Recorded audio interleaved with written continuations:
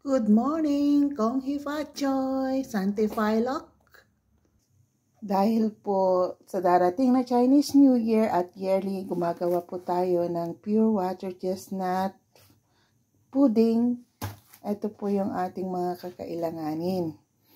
Bali po, yung water chestnut na fresh. Bali po na grind, na kuskus ko na po. And then, pwede nyo po itong dikdikin or whatever the way na gusto nyong gawin. Ito po yung ating sugar cane na kailanganin.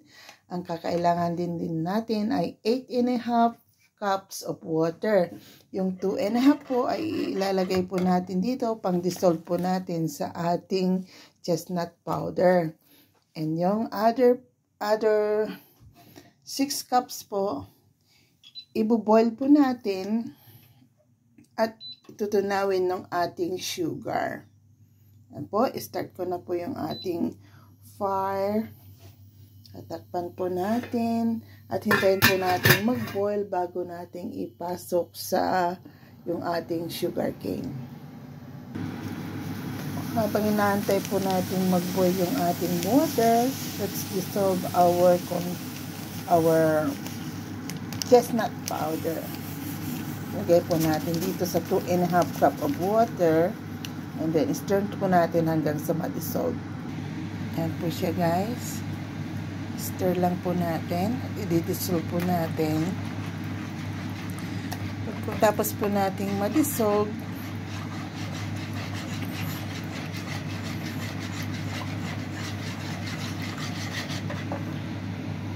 ay i-strainer po natin siya. Papasok po doon sa kumukulong tubig.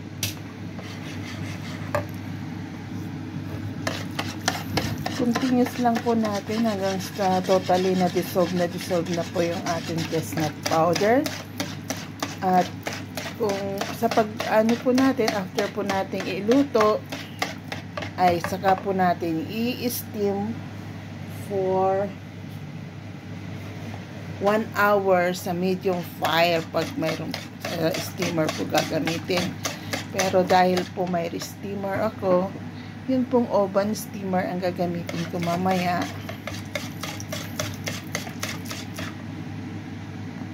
Ready na po yung ating water. Ilalagay na po natin yung ating mga sugar cane to dissolve po. Tayin po natin na matunaw. At ang pagpili po pala ng cane, it depends po sa inyo. Kung gusto po ninyong very colorful, use it na po yung mga dark brown. Pero yung sa akin po ay ang katamtaman po lang na kulay. Hintayin lang po natin ma-dissolve. Halu-haluin pa minsan-minsan. Fully dissolved na po yung ating sugar cane. So, papalamagyan po natin saglit. Tapos, i-strainer po natin siya para kasi mga loob po kasi ng sugar, sometimes mayroon po yung buo-buo o kaya yung parang stone na maliliit. So, na-cool down po natin yung ating sugar cane. Sasalain po natin siya.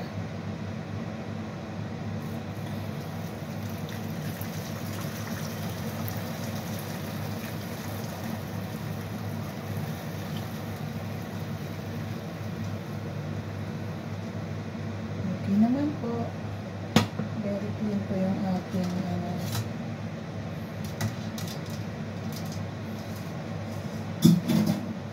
yun, i-boil po natin ulit.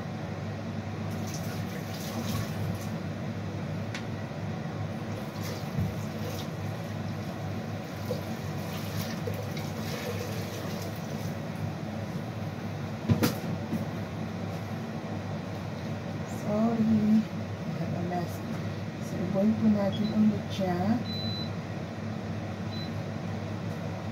Ito boil po.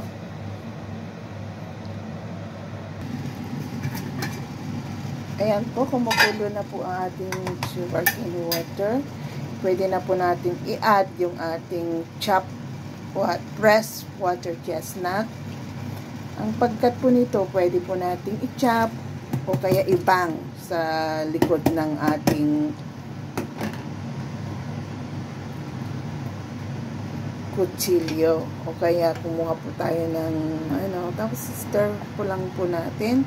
Hintayin po natin kumulo saglit at pwede na po natin i-add ang ating chestnut powder na ating na-dissolve. Okay po, hintayin lang po natin na kumulo yung ating chestnut. So, cover it po. We wait for mga 3 minutes po. Yan, kumukulo na po. So, itinarn na po natin siya sa medium fire. And then, i-add na po natin yung ating chestnut powder. And, yeah. Para po,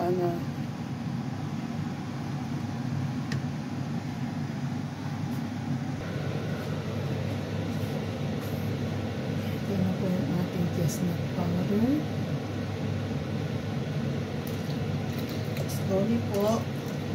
Yung ating paghalo ay one direction lang po. Ganyan po.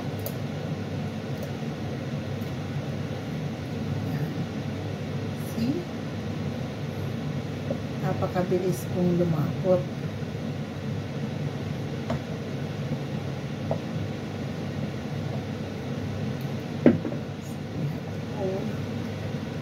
One direction lang po yung ating paghalo.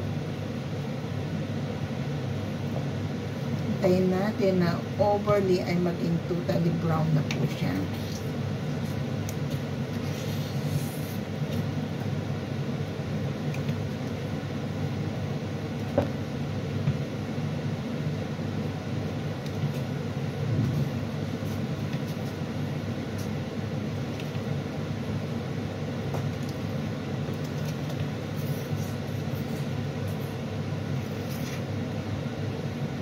Mas makakatipid tayo guys pag tayo yung gumagawa ng ating sariling Chinese pudding o kaya mas marami tayong magagawa. Ito po sa kasing ginagawa ko guys ay pinapamigay sa mga relative din ng amo. Yung iba ay gamit po dito sa bahay para po sa Chinese New Year. Isa po ito sa mga delicacy nila na lagi inihahanda o prepare tuwing Chinese New Year po. Yung isa naman po yung white radish. Gagawa rin po tayo in the future. Abangan nyo na lamang po sa ating YouTube. Po. Hintayin po natin na totally maging brown siya. Pwede po natin i-lower yung fire para hindi po masunog sa puwit. Kailangan po continuous yung halo natin guys para hindi po siya dumikit sa ilalim. Yan po. Malapit na po siyang mas totally brown. Yan po. Sabi ko nga po sa inyo, yung gagamitin yung sugar, it depends sa gusto nyo. Kung gusto nyo yung darker, gamitin po natin yung darker sugar cane. Yan po. Kailangan po natin mag-sprinkle cold water. Mag-sprinkle po tayo ng cold water.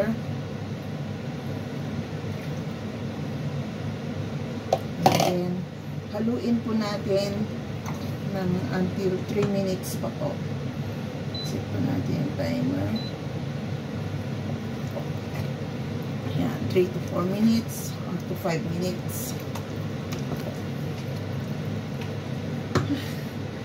Trolley po, nakakangawit. Basta isang direction lang po yung halo natin, guys, ha? Magpaiba-iba.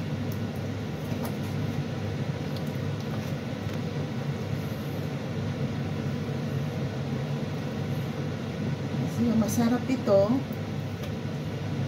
Ito lang po, mahirap maghalo dahil pag ganito na po, talagang humahaltak na po, kinukuha na po yung ating strength. Huwag lang po natin tigilan hanggang sa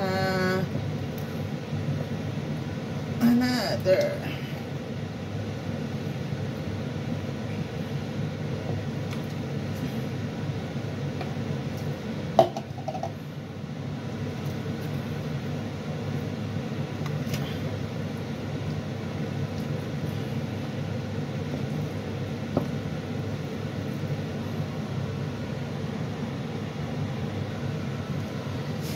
Ayan po. Very, ano na po siya, talagang kumakapit na po talaga. Super hirap na po siyang haluin. Balit po ito, i-steam po natin ng 1 hour. After 1 hour, palalamigin po natin at ilalagay sa ating refrigerator. At ang pagkain po nila nito, kinakat po sa slice na ano, tapos pina-fry po bago i-serve. Yung iba po, hinahaluan ng egg bago i-fry. Pero yung amo ko naman po, mas gusto nila na walang egg. Po, ready na siya. I-off na po natin yung ating fire. Tapos, ilalagay na po natin siya sa container kung saan natin siya i-steam. Ayan po, ito po yung ating paglalagyan. I-grease lang po natin siya ng konting oil para po hindi po siya magtikit. Ang lalaki naman pala itong napili natin yan, no? Baka hindi po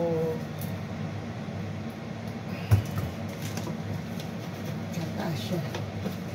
Baka kasya lahat yung ano dito. Supposed to be ito po yung pangmatay po yata. Napili natin konti na malalaki po.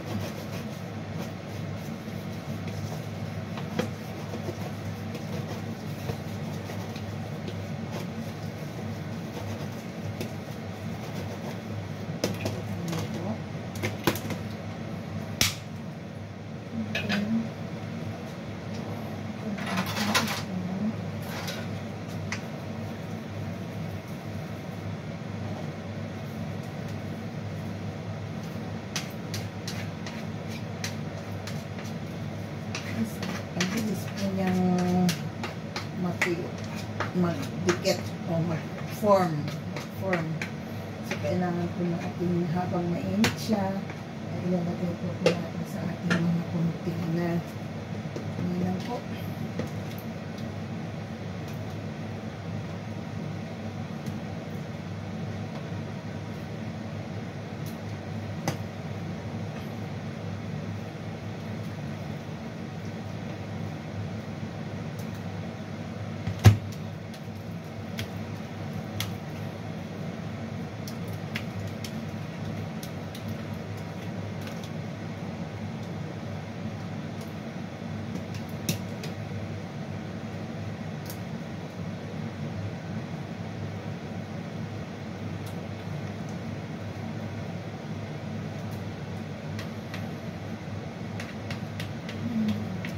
Once a year lang naman natin ginagawa ito mga guys. Tuwing special occasion na ganito, Chinese New Year.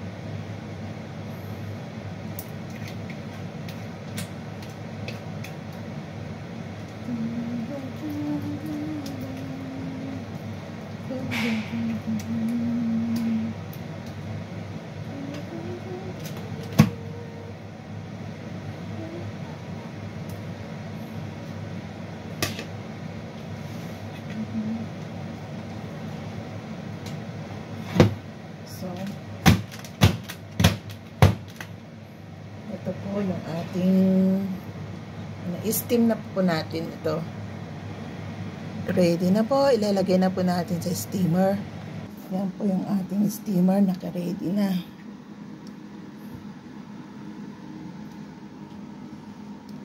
Lagay na po natin sila.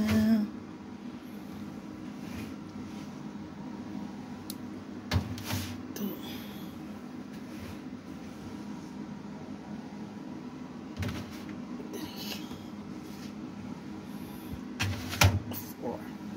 Tatakpan po natin ng cloth para hindi po siya magbasa.